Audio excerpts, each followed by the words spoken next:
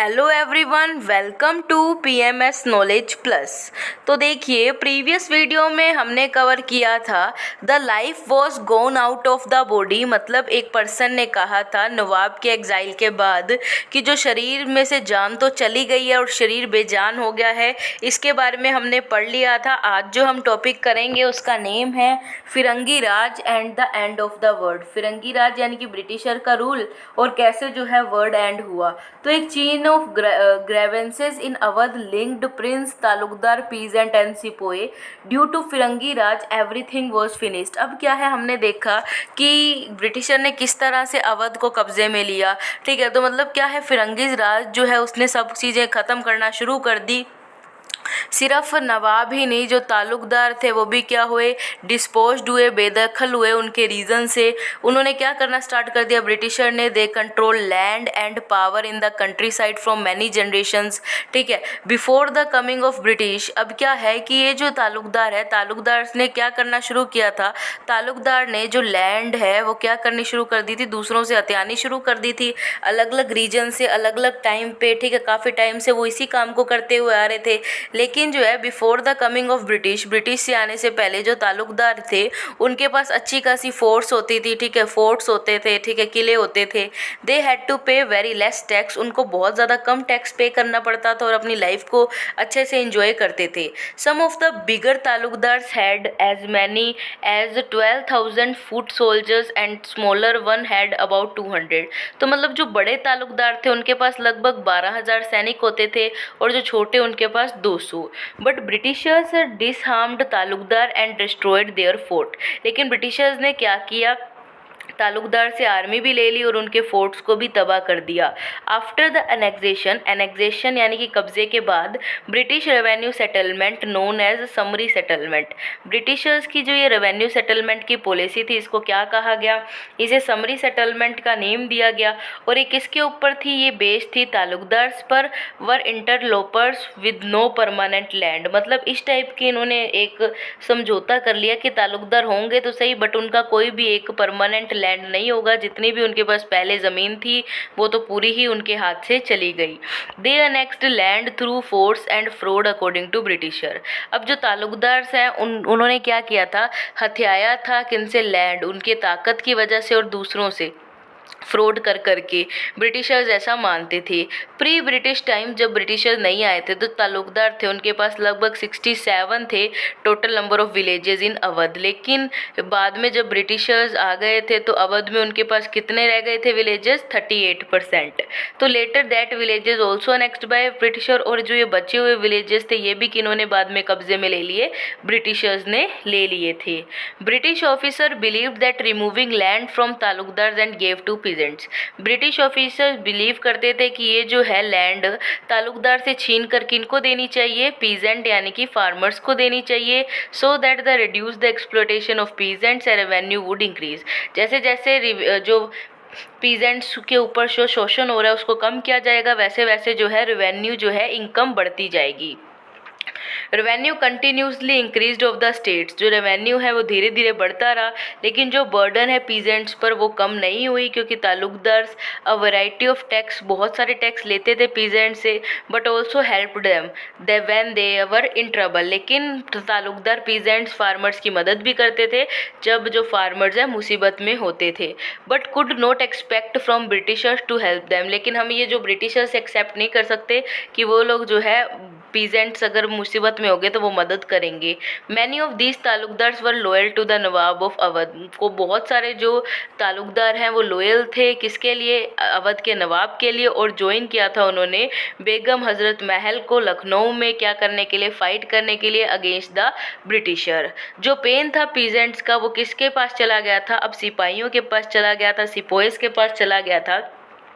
सिपोइज were worried about low salary. सिपाहियों को tension थी कम सैलरी की और ना ही उनको जाने दिया जाता था और किसी भी प्रकार का प्रमोशन नहीं दिया जा रहा था।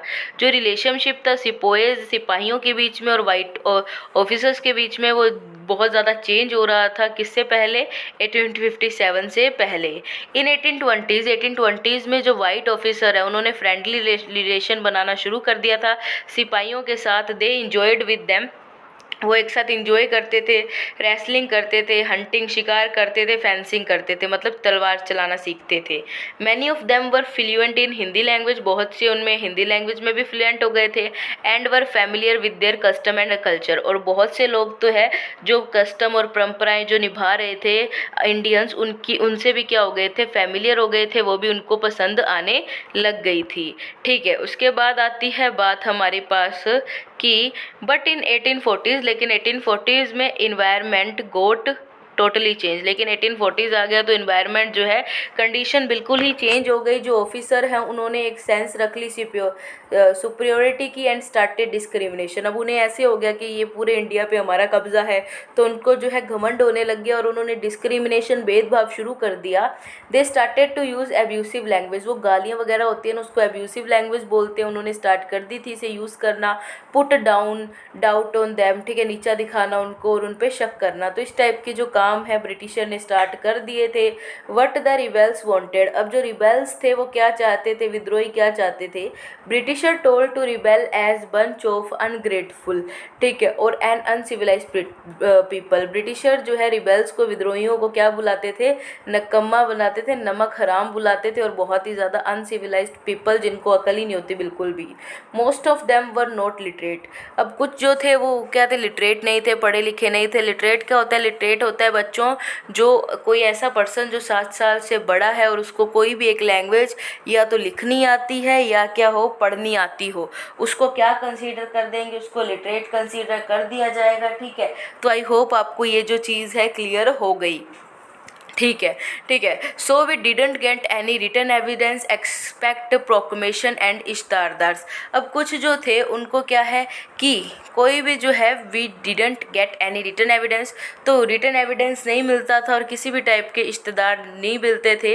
हिस्टोरियंस ने डिपेंड हो गए थे किस पे, ब्रिटिशर्स के डॉक्यूमेंट्स पर, क्या करने के लिए, 1857 की रिवोल्ट लिखने के लिए, 1857 की रिवोल्ट लिखने के बारे में। From this we could easily जज ब्रिटिशर्स व्यू, अब इससे हम इजीली पता कर सकते हैं कि ब्रिटिशर्स की क्या सोच थी।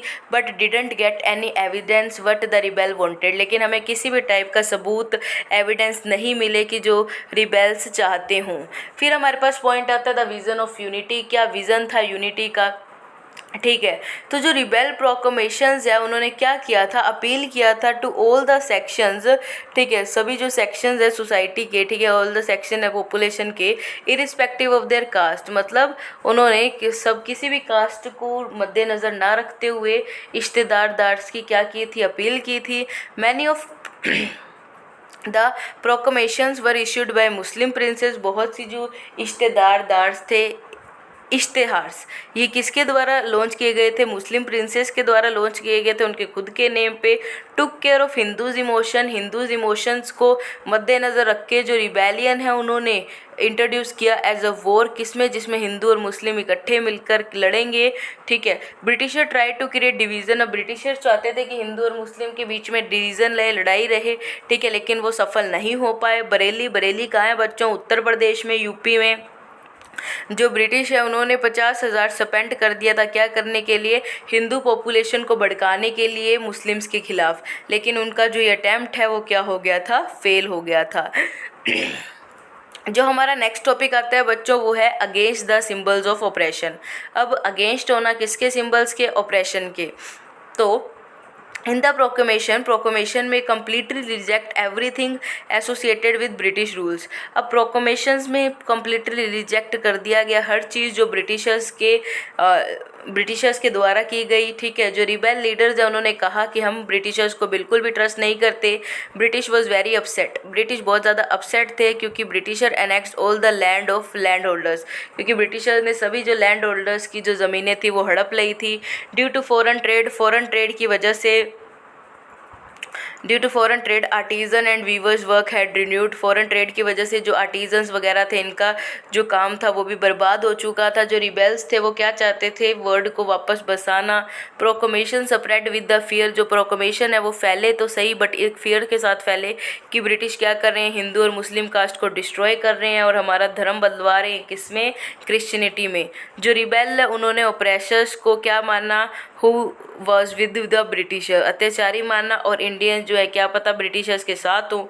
The rebels deliberately humiliated the elites of the city because they exploited the poor peasants. अब क्या है, रिबेल्स जो है ठीक है, उन्होंने जानबूझकर क्या किया था, अपमानित किया था किनको, एलाइट्स की सिटी को, क्योंकि जो पुअर पीजेंट्स है वो क्या हो रहे थे, एक्सप्लॉइट हो रहे थे। दे बर्न्ट अकाउंट बुक्स, उन्होंने अकाउंट बुक्स जला दी और डिस्ट्रॉय कर दी क्या, मनी लेंडर के हाउस वगैरह।